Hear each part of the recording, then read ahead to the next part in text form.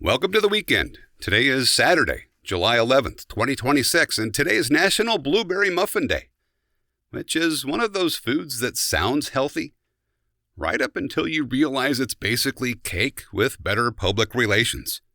But after digging through today's stories, I noticed they all had something in common. Each one became instantly recognizable. A book you can spot from across a room, an airplane that was designed not to be seen, and a little car that somehow became one of the most recognizable vehicles on Earth. It's funny how some things became icons. You don't need to explain them. You just recognize them. Welcome to Wait, That's Random, This Day in History. I'm C.L. Burns, voice actor, audiobook narrator, and someone who apparently spends an unhealthy amount of time wandering through historical rabbit holes so you don't have to. On July 11, 1955, the first edition of Guinness Book of Records was published. Believe it or not, this entire idea started because of an argument. In 1951, Sir Hugh Beaver, the managing director of Guinness Brewery, was out on a hunting trip in Ireland. During the outing, a debate broke out over which bird was the fastest game bird in Europe. No one could prove the answer. That got Beaver thinking. People have arguments like this all the time. Who's the tallest, the fastest, the oldest, the strongest? Why wasn't there a single book that settled them? So Guinness commissioned a team of researchers to compile verified answers. The result was a reference book unlike anything anyone had ever seen before. The first edition was intended as a promotional giveaway for pubs. The idea was simple. If customers started debating trivia over a pint, the bartender could pull out the book and settle the argument. Instead, the book became the attraction. People loved discovering the strange, the unusual, and the seemingly impossible.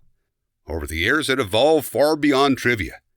People intentionally set out to break records. Some trained for years.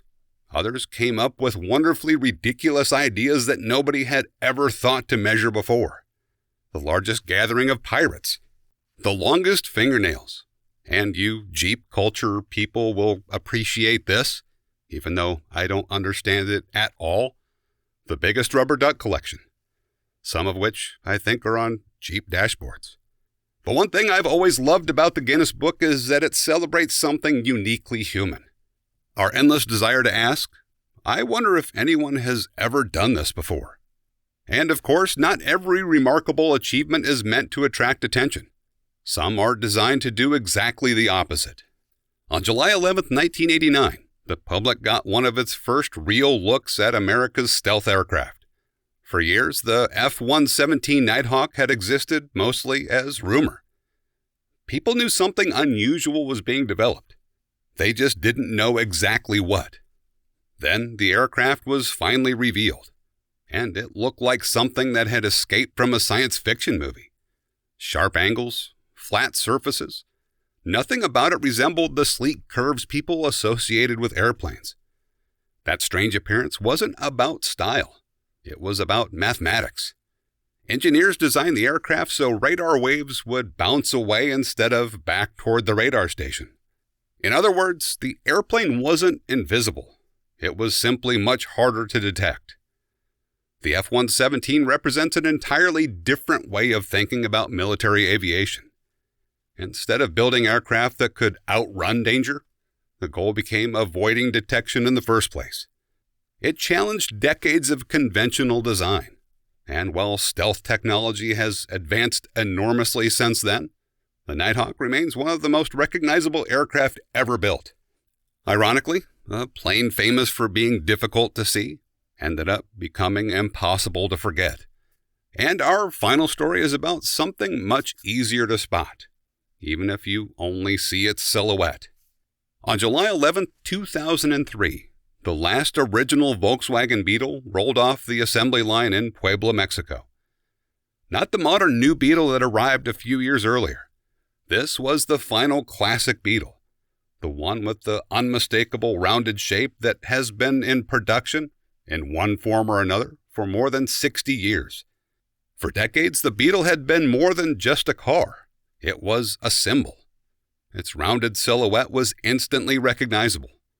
Children could spot one from half a block away. Adults still played little road trip games every time one drove past. Originally developed in Germany before World War II, the classic Beetle went on to become one of the longest-running automobile designs in history. Over the decades, it found an entirely new identity. It became affordable transportation for millions of people. It became a symbol of the counterculture movement in the 1960s. It became Herbie, one of Disney's most beloved movie cars. And somehow, it managed to look friendly. That's a surprisingly difficult thing for a machine to do. But in the early 2000s, though, the automotive world had changed. Drivers wanted different features, different sizes, different technology. The original Beetle had reached the end of its remarkable journey. When the final one left the factory, workers reportedly applauded as it rolled off the line. They knew they weren't simply finishing another day's work. They were saying goodbye to one of the most recognizable automobiles ever built. And one thing I love about truly iconic designs is that they never really disappear. You don't have to own a Beetle to recognize one. You just know it when you see it. And looking back across today's stories, I realized they all shared one remarkable quality. You could recognize them almost instantly. A record book full of impossible achievements. A stealth aircraft with an unforgettable shape. A little car that became a global icon. That brings us to someone who had exactly that same kind of presence. Born on July 11, 1920, Yul Brynner was one of those rare performers who could command your attention at the moment he walked into the scene. Most people remember him as the King of Siam in The King and I. It's a role he played thousands of times on stage and on screen over the course of his career. In fact, he became so closely associated with the character that it's almost impossible to imagine anyone else in the role. Brynner also starred in films like The Magnificent Seven and Westworld, where his calm, intimidating performance as the gunslinger introduced audiences to one of cinema's earliest truly memorable robotic villains. Of course, there was one feature that made him instantly recognizable before he ever spoke a line: his shaved head. Although many people assumed it was simply his signature look, Brynner first shaved his head for The King and I. The image became so iconic that he kept it for the rest of his life. Sometimes a distinctive look becomes part of a person's identity. With Yul Brynner, it became inseparable from it. And while looking back across today's stories, I kept thinking about how difficult it is to create something people remember instantly. The Guinness Book of Records turned human curiosity into one of the world's most recognizable books. The F-117 Nighthawk proved that an airplane designed to avoid attention could still become unforgettable. And the original Volkswagen Beetle showed that great design can outlive the era that created it. And Yul Brynner demonstrated that sometimes a single unforgettable role, or even a single unforgettable look, is enough to become part of popular culture forever. Anyway, that's what July 11th quietly reminded me of. And I'll let today's quote have the last word. Simplicity is the ultimate sophistication. Leonardo da Vinci. If you'd like to hear more of my work, narration, podcasts, or other projects, you can find it all at waitthat'srandom.com. I'm C.L. Burns, and thanks for wandering through history with me for a while. I'll see you tomorrow.